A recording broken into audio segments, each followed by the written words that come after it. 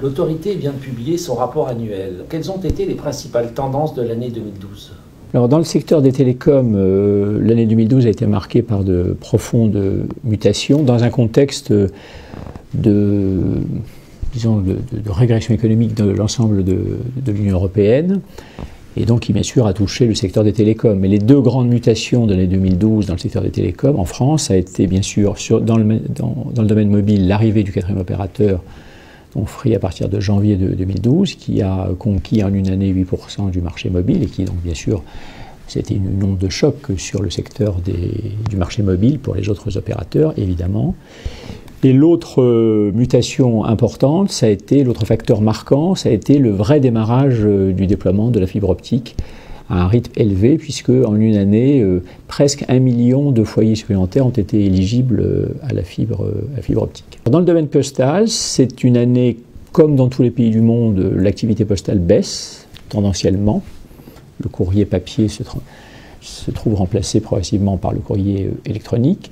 Baisse des volumes, mais amélioration de la qualité du service universel, c'est-à-dire accélération des délais de distribution. Mais il y a encore des progrès à faire dans d'autres services postaux. Quelles sont les grandes tendances que vous percevez dans le domaine des télécommunications aujourd'hui, cette année ? Alors les tendances de 2012 et de 2013 seront assez les mêmes. Ce sont deux années charnières, je dirais, entre un ancien modèle économique et le nouveau qui vraiment va se développer à partir de 2014. Donc en 2013 comme en 2012, il y aura une croissance des volumes, parce que c'est un secteur en croissance. Quand on dit que le PIB national monte ou baisse de 1%, c'est en volume dont on parle. Donc en volume, le secteur des télécoms s'accroît, le nombre d'abonnés s'accroît, il s'est accru de 5% sur les services fixes, de 7% sur les services mobiles en 2012. Il continuera sans doute à s'accroître à la fois sur le haut débit et le très haut débit fixe et sur les services mobiles. Donc croissance en volume, baisse des prix de 11% en 2012. La baisse des prix se poursuivra sans doute en 2013, sans doute moindre qu'en 2012, mais il y aura toujours une tendance à la baisse des prix. Comme les prix baissent plus vite que les volumes ne s'accroissent, le chiffre d'affaires du secteur baisse, 4% en 2012, sans doute encore une baisse en 2013. Mais il y a eu en 2012 un niveau exceptionnel d'investissement, 10 milliards d'investissements, un niveau historique depuis 15 ans, et stabilité de l'emploi. On verra en 2013, l'investissement ne sera sans doute pas aussi élevé qu'en 2012, où il y avait dans les 10 milliards, 2,5 milliards d'achats de fréquences, qu'on ne retrouvera pas de toute façon en 2013, et l'emploi était stable, alors qu'il y avait la crainte qu'il baisse en 2012. On verra comment il évolue en 2013. C'est donc globalement un marché contrasté, je dirais, mais solide. Quels sont les grands chantiers qui attendent le régulateur ? Pour les prochaines années,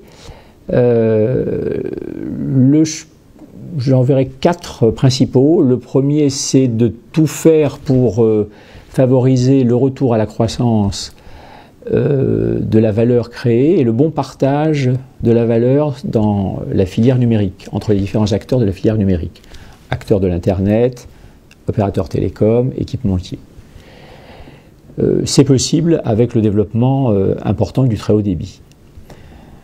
Le deuxième objectif, le deuxième grand chantier des prochaines années, c'est d'atteindre dès 2014, c'est-à-dire dans moins de 2 ans, le régime de croisière de la croissance du nombre de foyers éligibles à la fibre optique.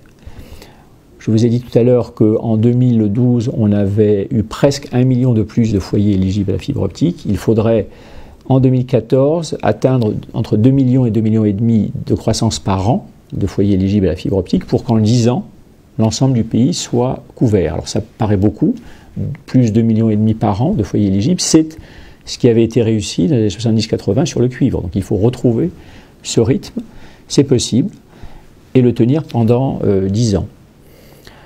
Le troisième grand objectif, c'est d'assurer le bon fonctionnement de l'Internet, le bon fonctionnement technico-économique de l'Internet. Ça relève du régulateur des télécoms qu'est l'ARCEP. Ça veut dire que la qualité du service d'accès à Internet doit être bonne, on doit donc veiller à ce qu'elle reste bonne, nous avons des outils pour cela, et permettre à l'Internet de se développer grâce à des investissements, notamment dans les réseaux, et par le bon partage de la valeur que j'expliquais tout à l'heure. C'est le chantier qu'on appelle fréquemment la neutralité de l'Internet, un terme pas toujours bien compris.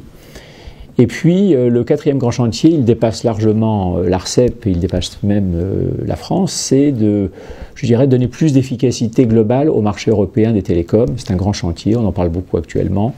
Je crois que l'année 2013 va être consacrée à dire ce que signifie améliorer l'efficacité du marché européen des télécoms. Donc nous avons beaucoup de pain sur la planche pour 2013, 2014 et 2015.